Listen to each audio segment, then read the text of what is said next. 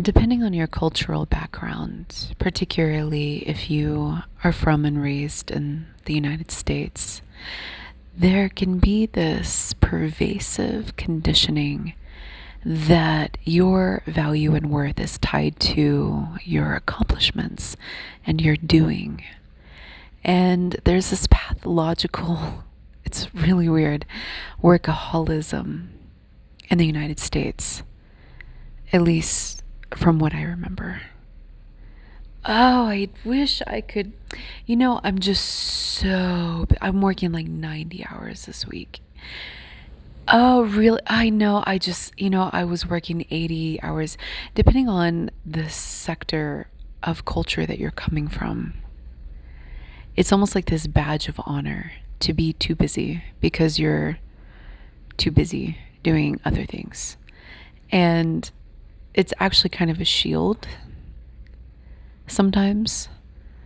And in work dynamics too, there's this pressure to, at least this is how it used to be. There is a little bit of a revolt against this, thank goodness. There used to be this pressure to be available all the time. And when email became part of the workplace, that was just the expectation. And if you weren't replying to work email on the weekends, you were seen as a slacker. Now we have boundaries and rules, and there are many companies that discourage this, but it's still kind of symptomatic of this baseline go get 'em type of mentality that is really predominant in the United States culture. Implicitly, it's rewarded, and explicitly too, but it's really, really honed in implicitly. And I believe it starts in college when you're really, really overwhelmed and you have to learn how to juggle all of the balls.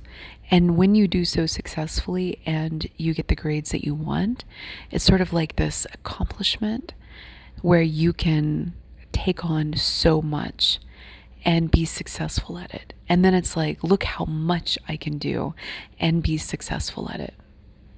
I see this a lot in pathological giftedness as well, and in neurodivergence, until they get to the breaking point and all of the plates fall and then they feel like a total utter failure. Or when the balls start to fall, they're like, instead of seeing this pathological nature, this needing to prove how great they are at being able to hold all of those things at the same time and to be so great at it, it creates this cover up for this deep feeling of insecurity that somebody has.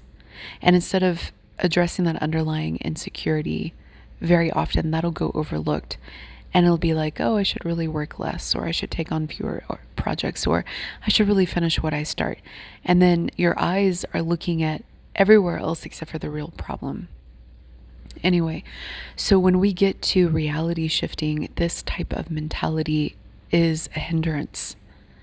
Because if you think about it, the process of manifestation starts with this seed of desire. Usually it's in the subconscious first. And then it's like your eyes will start darting to that corner of the room where that person that you're attracted to is before you're aware of it, right? This is part of the manifestation process. This is why your partners, if you're in monogamous relationships, will accuse you of having eyes for somebody. And you're like clueless to it, right? Because it's all happening at the subconscious level. But somebody who's very perceptive and in tune can see this dynamic. They can see this interplay. And then when you're very much in your Venus shadow energy, then you will be oblivious to it, and you will be subconsciously attracting and trying to attract all of the attention that you can to also hide this wound of unworthiness.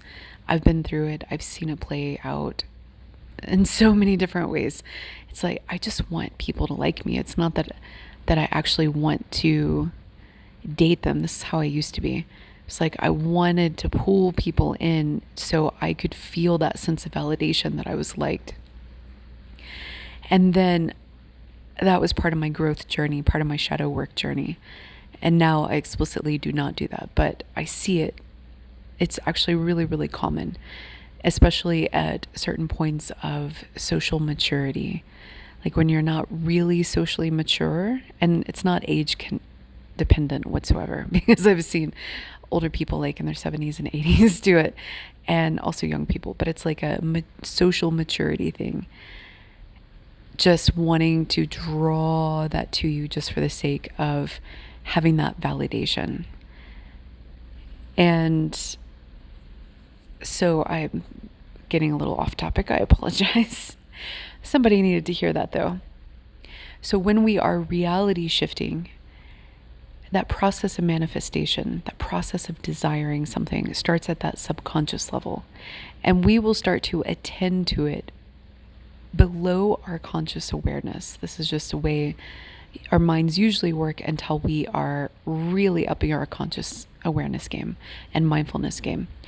And so as a result, it starts off this chain of orientation to that which we desire, ultimately culminating in an action towards it. And when we are from the United States and we are culturally taught, or if we're just culturally taught, no matter where you're from, that to be action oriented is the right way to be, then what happens is that you're in this loop of desire, want, go get, go get, go get, go get. And I want all of the things. And then you're in the consumerism consciousness. And so we have to be very mindful about the actions that we take when we're reality shifting. Because if we're just consume, consume, consume, consume, or work, work, work, work, work, or action, action, action, there are some people, and I know some of you autistic listeners out there are probably like this, that take great pride in creating this monster list and then checking things off. Like, I've done it, I've done it, I've done it. It makes you feel like a competent human being. But the problem is that just doing that repetitively on autopilot creates a loop that actually fixes you in the same reality, which is great when you want to anchor in, right? But when you want to reality shift and you want to explore, or you want to shift away from your baseline reality, then this mindless activity for the sake of doing, for the sake of covering up a wound, actually prevents you from being able to shift. So when you move into a state of non-action, something really powerful happens.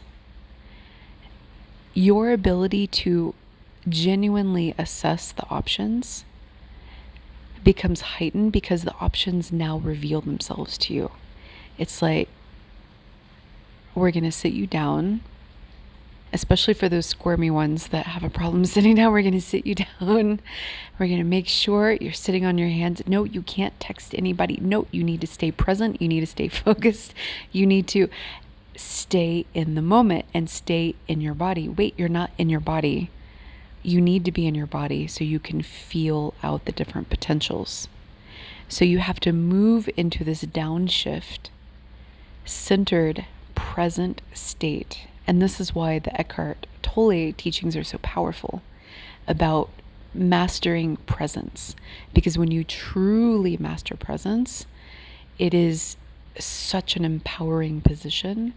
And what it does as an upside is that it allows you to see the realities that are floating around you that are waiting to be revealed. It is a process, almost like you're so busy looking, not you, but this fictitious person is so busy looking at the left-hand corner of the room that they never even see the right-hand corner that's waiting for them to catch their eye. And so when you start reality shifting, you want to be able to see all of the corners, right? But if you are so hyper-focused, my ADHD listeners, talking to you and my gifted listeners, if you are so hyper-focused then you are tunnel visioned on one plane of existence. And when you are hyperactive, then you are hyper acting or acting out, which is catalyzing everything in that direction. And so when we start shifting, we want to actually pull that energy back. It's a great energy to have at the right time. We want to become aware of it, aware of that tendency, aware of that pattern, and then to be in control of it, to say, not right now, I'm going to wait. And so what that does is that it opens up the potentials for you to be able to see them, to recognize them, and to perceptually pull them in, which gives you the possibility of examining them and then anchoring into them. The other thing is that if you happen to be caught in a nightmare realm, using the power of non-action, particularly the law of entropy, comes to mind. This is how I conceptualize it. Let's say you're anchored into a horrific existence, and I've been through a couple of those. You want to make yourself as unnoticeable as possible and go through a process of dematerialization. To dematerialize worlds, you have to imagine that you are retracting your energy from it, your anchor points from it, and you have to allow entropy to take over. And it's really unique. It's like a very unique experience because you can physically see it. You can see dematerialization of worlds. And by becoming actionless, literally, there would be days that I would just lay on my daybed and meditate and imagine that I was just pulling my energy back and just pulling it and bringing it back into my essence, my form. And intuitively, I felt like I couldn't interact with the environment because the more I interacted with it, even just moving stuff around, like moving papers around, paying bills, taking care of my life, taking out the trash, washing the dishes, like the day-to-day maintenance stuff, right? When you're genuinely in a place that you are frightened to exist in, one of the best advices I can give is to become like a slug and disappear. And imagine, spend all of your manifestation energy de-manifesting yourself in that plane of existence. Visualizations, calling back energy, not interacting with the environment, not answering the phone, not going out, definitely not going out to prolonged shopping trips, which makes delivery services your friend, but keep it really brief, keep your interactions with people really brief, and make sure you're not colorful. Make sure you are utterly forgettable. It's like you want the delivery driver to forget that they ever came to your house. So don't have a prolonged conversation about what's going on in the world. Just get in, get out. Shop at gas stations if you have to. I did grocery shopping at gas stations. I really did. It's a true story. And if you can, break all of your routines. And we'll talk about that in other episodes about de-anchoring. But the process of dematerialization is its own process. And I find that people don't teach about this, but it is a key mechanism for clearing out of realities. And you have to wait until the right time to do it. But very often, I feel like it's an innate feedback loop to where you will feel like it's not depression. It's not anhedonia. It's different. You will feel like so repelled by the environment or by your life that you almost just want, how to say it? It's like you want a reboot of it. You know that where you're at doesn't work for you, and it's like you want to tap out, but you want to tap out and switch your surroundings by dematerializing. And it is possible. I've done it. I've seen worlds pop. I've seen like this gooey isn't the right word, but it's like the texture of the walls change. I've seen this like black plume of smoke that'll like bubble out from the material world. I've seen it look like layers of the road pop, and it looks like things are pixelated for a moment. I've seen the end of worlds where it looks like things have been rendering as I'm driving because everything else is gone. Like I dematerialized it. So those are some pretty wild rides that you can go on. So the other thing about non-action is that you can use this to your advantage when you're not certain. And this ties back to the when in doubt, wait it out episode. But let's make it a little more practical and concrete. Let's say that you're trying to interrogate which reality layer you're in, and you've been going back and forth between a couple of them, and you're not really sure if all of them are friendly. And so you have your value system that's already established, right? So now you have your metrics for which to evaluate your own behavior and hold yourself accountable as part of your self-mastery journey and your shadow work journey. I really encourage you to write down your value system and keep track of it over time. I've updated mine now 2 times. And in the beginning it was like, oh, love, light, rainbows. And then I was like, and self-respect and boundaries. You know, like the part of the learning lessons of the shadow journey is that you adjust your values over time. Like, what are your core traits that you would die by, live and die by, and then that you want to build a life by, and then what you want others to treat you by, and what you look for in others. And so by defining that, even if it's like love, light, unconditional love, and rainbows, a couple years later, I'm like, fuck that unconditional love. That's just for the birds. Like, seriously. The next thing you know, you're going to have vampires just crowding around your house, and they're like, we're here for the unconditional love. And then, like, where are your friends? You just have the feeders around you. You know, like the first ones who are usually in your door are the feeders. I'm just, at least where I've been through, this is my personal experience. That's why I made that example of the dock, the first ship that comes to the dock. In a recent episode that I published, I was like, it might be full of pirates. Like, you gotta know where you're going and what you're doing when you're doing this reality shifting, because I'm telling you, there's the whole spectrum of possibilities out there.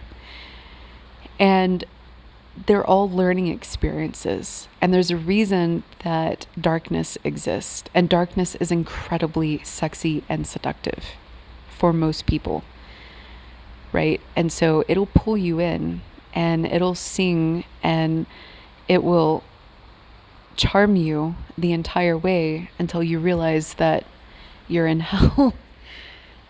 Yeah, it's a true story. So you have to be cognizant of where you're going and how you're going and what you're preferentially manifesting and attaching to. So when you're not certain, one of the best things you can do is to go into non-action. For example, let's say that you think that somebody is not being honest with you. A great strategy is to let somebody talk and don't say anything. Go into non-action.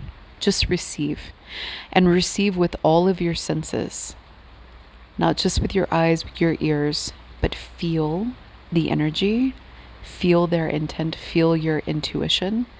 Because what will happen is that if they are actually being dishonest, they're going to want you to respond in a very certain way, because they're feeling deep down a discomfort that you're maybe not buying their story. And their whole thing is that they're trying to get you to buy something, right? That they're selling. So don't buy anything. Literally, just receive them. And then wait. And watch, listen, and feel. It's a very powerful strategy. And if you imagine that you are moving into an observer's role in moments like this, and all you have to do is catalog things into your personal library of understanding. That's all you have to do. I remember dating a very sophisticated liar. Pretty sure that they had a double life. I'm positive of it now. And I learned this strategy because when you are quiet and you just receive, you would be very, very surprised at what leaks out.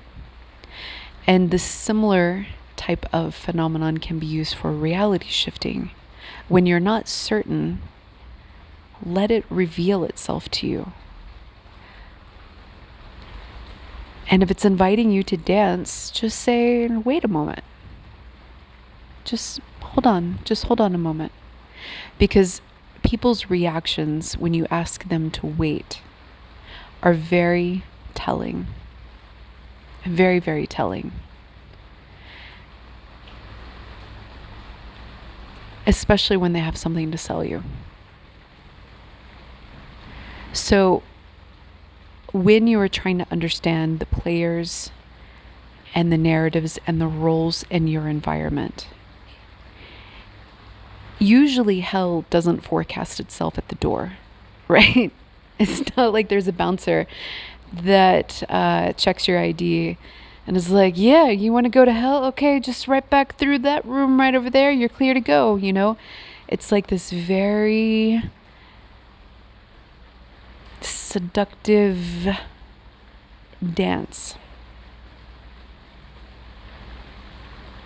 And so the way that you interrogate that, and one of the most powerful ways, is by not acting, not doing, and just receiving. Because the hellscapes are trying to get you to buy something, right? It's an illusion. They're trying to get you to buy the illusion. And so when you refuse to buy, or when you're slow to buy, then notice if there are any changes in techniques, pressure, or whatever it is.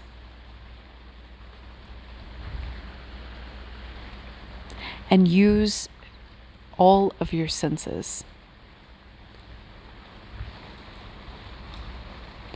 So if you would like to work one-on-one, I am a reality shifting coach, and we go into your process, your baseline reality, where you're at, where you're floating through, where you might be tethered to, and we talk about key strategies for you to implement in your reality shifting paradigms and protocols. I spend a lot of time talking about the hell places because I've personally been through them, and I coach people specifically how to get out of nightmares and repetitive cycles in their life. Usually before a nightmare really manifests, it starts with a repetitive pathological shadow pattern that the person has unknowingly, and then they draw a shadow partner. I've been through it. A shadow twin flame journey is no joke, right? And both people go to hell, and not everybody makes it out. And then when I went there, I realized that there were like hell rooms and different versions of it. And and most of the hell rooms didn't want to let me out. I had to use some really creative manifesting and reality shifting abilities to be able to shift out. So I'm speaking from experience with knowledge of not only my personal experience, but where other people have been and how easy it can be to wake up and realize that you're actually in a hell-like place. But most people, it depends on the social media stream. Most people are not in hell, right? And so very often there are some repetitive failed relationships, failed job situations, failed family bonds. These are the precursors to ending up in a shadow twin flame journey. I'm happy to work with anybody that is at any point in the process in that whole spectrum.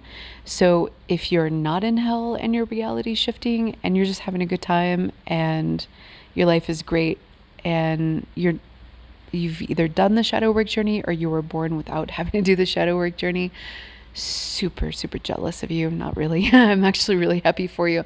Thank God we're doing it better because those previous generations were really effed up in their parenting styles. So we're seeing a big shift in that. So the little babies and the kids are coming out way, way better. We've just done an amazing job. So if you're just like having fun, exploring, I'm happy to work with you. I want to work with you. If you have some repetitive cycles in your life that is keeping you in a manifestation loop, but it's not hell, I love working with you too. I love the psychology of patterns and breaking patterns and helping people live their best life and reaching their dreams. And if you're in a nightmare hell realm, I have special expertise in this. So definitely feel free to reach out to me. But keep in mind that if you're on that spectrum, there's a pretty heavy duty screening process to go through because the psyche at some points is really, really damaged. And you wouldn't believe some of the hate that I get. And I'm a villain in many people's stories, which really raises this question, even without working with them, right? It's just because I have some knowledge. So because I've been through it, then I get roped into their villain stories, which raises this question of, is there another version of me in their reality? Do I look the same? Do I look similar? Do I actually have doppelgangers that are villains? I really want to know. So if you're one of those that I haven't blocked yet, please let me know if you happen to see me. And what am I like? Am I hotter? I'm probably hotter. Villains, I don't know. We'll have to see. Am I rocking a mom bod? You know, like I'm just really curious how it works. So in all funness, it's not really a word, but we're going to pretend that it is. Please feel free to email me, sacredjourneyproductions@gmail.com. We'll talk soon.